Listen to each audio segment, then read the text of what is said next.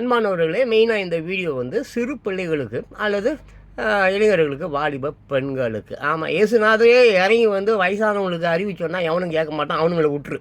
இங்கே பாரு, இந்த அரசியல் ஆகட்டும், ஆட்சி ஆகட்டும், அதிகாரம் ஆகட்டும் என்பது என்ன யாருக்கா தெரியுமா? சரி, ஒரு பக்கம் ரைடு, ஒரு பக்கம் உறவு, கூட்டு, சீட்டு, பிரியாணி, அப்புறம் குவாட்ரு, அப்புறம் எல்லாம் எதற்காக?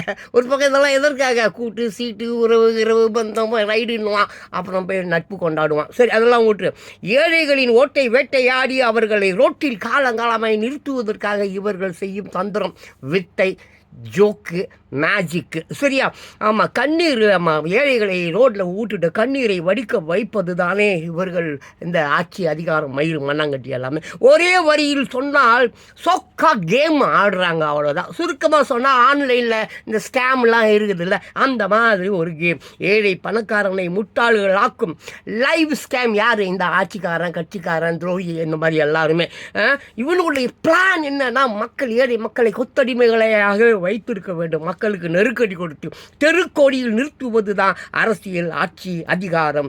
இது ஒன்றும் புதிதல்ல, சரித்திர சதி, காலமாக இது நடக்குது. சின்ன பசங்க இதை தெரிஞ்சுக்கணும்.